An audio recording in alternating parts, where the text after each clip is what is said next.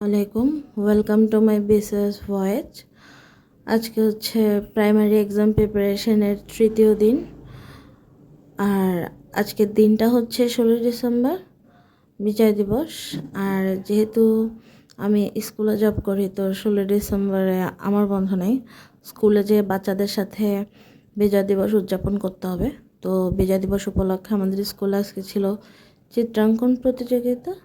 এমন কিছু না, জাস্ট নর্মাল পতাকা, জাতীয় স্মৃতিসৌধ, শহীদ মিনার, এগুলোই আঁকা ছিল বাচ্চাদের, যেহেতু ওরা ছোট।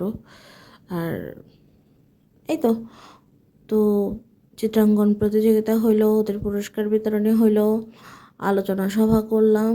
তো সকালবেলা ঘুম থেকে উঠে আমি ওতে টাইম পাইনি, স্কুল থেকে এসে লাঞ্চ করে ফেলছি, তারপরে একটু ঘুম ঘুম আসতেছিল, তাও নিজেকে অনেক কষ্ট করে পড়তে বসাইলাম। সত্যি আজকে নিজের মন রেডি করে পড়তে বসতে কষ্ট হয়েছে। তো কালকেও যেহেতু আমি আন্তর্জাতিক বিষয়াবলী পড়ছি, আর আন্তর্জাতিক বিষয়াবলী আরও বাকি ছিল, তো আজকেও আমি আমার টার্গেটে পরিবেশ যে টপিকটা আছে ওইটা রাখলাম, ইন্টারন্যাশনাল অ্যাফেয়ারের। এরপর জাতিসংঘ, আন্তর্জাতিক যে চুক্তিগুলো, তারপরে আন্তর্জাতিক গুরুত্বপূর্ণ সংস্থা, খেলাধুলায় তেমন কিছু ছিল না। খেলাধুলা সম্পর্কে আমার লেকচার শিটে আছে কিনা আমি দেখি নাই, তবে প্রাইমারির যে গাইডটা প্রধান শিক্ষকের, ওইটা দিয়ে খেলাধুলার কয়েকটা প্রশ্ন ছিল, পড়তে সমস্যা হয়নি। আর বিসিএসের প্রিভিয়াস কোশ্চেন রাখছিলাম এভাবে।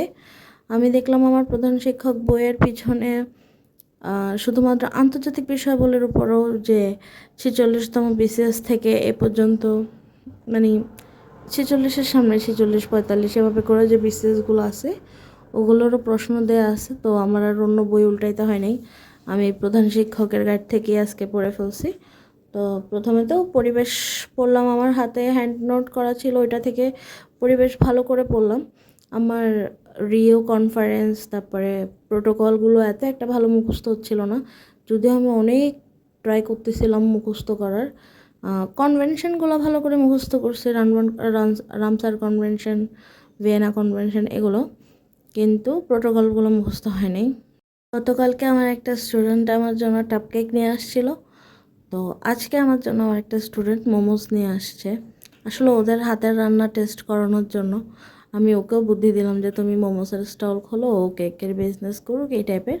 তো এই তো মজা ছিল ওর মোমোসগুলো।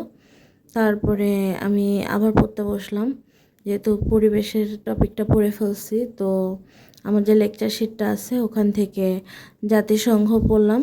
জাতিসংঘ পড়তে ইজি লাগতেছিল, কিন্তু যেখানে শাল আছে ওই শালগুলো আমার মনে থাকতেছিল না। এরপরে আর ওই যে সংস্থাগুলো, আন্তর্জাতিক যে সংস্থা, ওখানে প্রত্যেকটা সংস্থার সদর দপ্তর, তারপরে হচ্ছে কত সালে স্বাক্ষরিত হয়েছে, কার্যকর করা হয়েছে, সালগুলো নিয়েও, মানে আমি যখন পড়তেছিলাম সাথে সাথে আমার মাথা থেকে মনে হচ্ছিল যে এই ডাটাগুলো ডিলিট হয়ে যাচ্ছিল। মানে পড়তেছি কিন্তু একটু মাথায় থাকতেছে না, তাও পড়লাম। আমার যতটুকু মাথায় থাকে, হয়তো 50% মনে থাকবে, 50% ভুলে যাব, চলবে। তারপরে আমি আন্তর্জাতিক সংস্থাগুলোও পড়লাম, যতগুলো ছিল প্রায় ততগুলো। আমার লেকচার শিট থেকে পড়ার পরে যাই আবার প্রাইমারি প্রধান শিক্ষক নিয়োগ থেকেও আবার পড়ছি। যখন লেকচার শিট পড়তেছিলাম তখন একটু হার্ড লাগতেছিল, একই পড়া যখন আবার প্রধান শিক্ষক থেকে রিভাইজ দিলাম তখন আমার কাছে সহজ মনে হতে শুরু করলো। তো আবার ওখান থেকেও পরিবেশ, জাতিসংঘ, সংস্থাগুলো পড়লাম। এরপরে কালকে যেহেতু আমি বিসিএসের প্রিভিয়াস কোশ্চেনগুলো পড়তে পারিনি, তো আজকে ভাবলাম যত কষ্টই হোক প্রিভিয়াস প্রশ্নগুলো পড়েই ঘুমাবো। এতক্ষণে রাত প্রায় 2টা কি 3টা বাজতে চলতেছে, তাও আমি ভাবলাম যে আজকে যেহেতু একটা টার্গেট করছি, 2টা বাজতেছে অলরেডি, ভাবছি আজকে যেহেতু টার্গেট করছি এটা পুরো করেই ঘুমাবো। আর আমার আগামীকালকের জন্য প্ল্যান আছে, আমি আগামীকালকে বাংলা দ্বিতীয় পড়বো। যেহেতু এখন আন্তর্জাতিক বিষয়াবলী পড়তেছি, কালকে বাংলাদেশ বিষয়াবলী পড়বো না, গ্রামার দিয়ে শুরু করব। আর চেষ্টা করবো একদমই পুরো গ্রামারটা কভার করার। আগামীকালকে আমার বন্ধ আছে, দেখা যাক কতটুকু কি কাজে লাগাইতে পারি দিনটাকে। তো বিসিএসের প্রিভিয়াস কোশ্চেনগুলো সবগুলো পড়তে পারিনি, আমি 46 থেকে শুরু করে 30তম বিসিএস পর্যন্তই পড়ছি, মানে 16টা। আর হ্যাঁ, প্রশ্নগুলো পড়ার সময় তো মোটামুটি পারতেছিলাম। আমার মনে হচ্ছে যে আগের চেয়ে আমি যখন থেকে বিসিএস দেওয়া শুরু করছি, যেমন 46, 47, 48 বিসিএস তো আমি দিইনি, 49, এগুলো মনে হচ্ছিল যে আরও কঠিন হচ্ছে আস্তে আস্তে।